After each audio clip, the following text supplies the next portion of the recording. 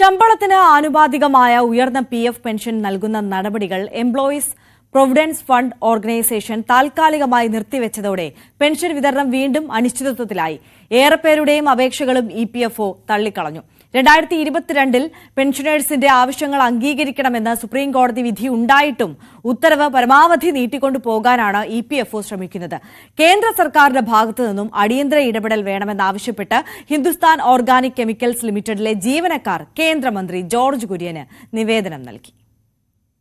രാജ്യത്തെ 7.25 ലക്ഷത്തിലേറെ സ്ഥാപനങ്ങളിൽ നിന്നായി 7.5 കോടിയിലേറെ ജീവനക്കാരുടെ സമ്പാദ്യവും 80 ലക്ഷത്തിലേറെ പേരുടെ പെൻഷനും കൈകാര്യം ചെയ്യുന്ന ഇപിഎഫ്ഒ തങ്ങളുടെ ഉത്തരവാദിത്തത്തിൽ നിന്നും പിന്തിരിയുന്നത് ചെറിയ വിഭാഗത്തെയല്ല ബാധിക്കുന്നത്. ഹിന്ദുസ്ഥാൻ ഓർഗാനിക് കെമിക്കൽസ് ലിമിറ്റഡ് എന്ന കേന്ദ്ര പൊതുമേഖലാ സ്ഥാപനത്തിന്റെ കൊച്ചിയിലെ യൂണിറ്റിന്റെ ഇപിഎഫ് ഇപിഎസ് അക്കൌണ്ടുകൾ പൂർണ്ണമായും എറണാകുളം ഇപിഎഫ് ഓഫീസാണ് കൈകാര്യം ചെയ്തുവരുന്നത്. ഈ സ്ഥാപനത്തിലെ മുഴുവൻ ജീവനക്കാരും എറണാകുളം ആർപിഎഫ്സിയുടെ അനുമതിയോടെ 2020 മാർച്ച് മുതൽ ഉയർന്ന പെൻഷൻ വിഹിതം അടയ്ക്കുന്നവരുമാണ്. പലർക്കും പെൻഷൻ തന്നെ ലഭിക്കാൻ വലിയ തുക വീണ്ടും അടയ്ക്കേണ്ടതായും വന്നു. 10-15 വർഷമായിട്ട് കിട്ടിക്കൊണ്ടിരിക്കുന്ന പെൻഷൻ പോലും നിർത്തലാക്കാനുള്ള ഒരു മൂവ്മെന്റാണ് അവർ നടത്തുന്നത്. ഇത് തികച്ചും നിയമവിരുദ്ധവും ഇന്ന് സുപ്രീം കോടതിയുടെ വിധിയാണ് ഈ രാജ്യത്ത്, ഇന്ത്യൻ മഹാരാജ്യത്ത് നിലനിൽക്കുന്നത്. ഇതിനെതിരെയുള്ള ഒരു മൂവ്മെന്റുമാണ്. അപ്പോൾ ഇതിനെതിരെ ഒരു നിവേദനം കൊടുക്കുമായിരുന്നു ഞങ്ങളുടെ ലക്ഷ്യം. മിനിസ്റ്റർ വേണ്ട പോലെ ഇടപെടാം എന്ന് സംഭവിച്ചിട്ടുണ്ട്. എക്സംപ്റ്റഡ് ഇപിഎഫ് ട്രസ്റ്റുകളുള്ള സ്ഥാപനങ്ങളിലെ ജീവനക്കാരുടെ അർഹതപ്പെട്ട പെൻഷൻ നിഷേധിക്കുവാനുള്ള ശ്രമങ്ങളുടെ ഭാഗമായി ഇപിഎഫ്ഒ ഒരു സർക്കുലർ ഇറക്കി.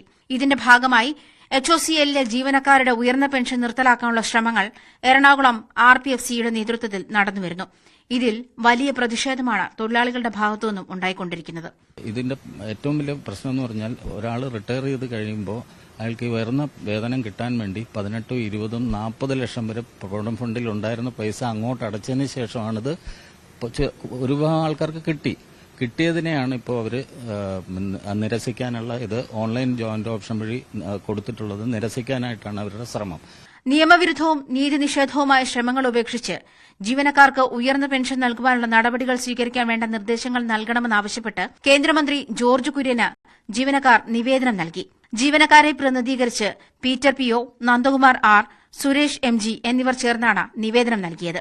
പെൻഷനിൽ വൻ കുറവ് വരുത്തുന്ന പ്രോറേറ്റ വ്യവസ്ഥ ഉയർന്ന പെൻഷൻ പദ്ധതിയിലും നടപ്പാക്കിയതിനെതിരെ രാജ്യവ്യാപകമായി ഉയർന്ന പ്രതിഷേധമാണ് പെൻഷൻ നടപടികൾ നിർത്തിവെക്കാൻ കാരണമായതെന്നാണ് ഇപിഎഫ്ഒയുടെ വിശദീകരണം.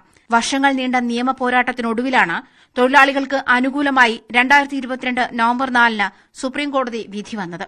എന്നാൽ കോടതി വിധിയെ ദുർവ്യാഖ്യാനം ചെയ്ത് പദ്ധതിയുടെ ആനുകൂല്യം നേടുന്നതിൽ നിന്നും വലിയൊരു വിഭാഗത്തെ അകറ്റി നിർത്തുകയാണ് ഇപിഎഫ്ഒ ചെയ്യുന്നതെന്ന ആരോപണം ശക്തമാണ്. സർവീസ് കാലയളവ് മുഴുവൻ വലിയ തുക പെൻഷൻ ഫണ്ടിലേക്ക് അടച്ചവരാണ് പെൻഷനുവേണ്ടി അപേക്ഷയും നൽകി കാത്തിരിക്കുന്നത്. ന്യൂസ് 18 കൊച്ചി.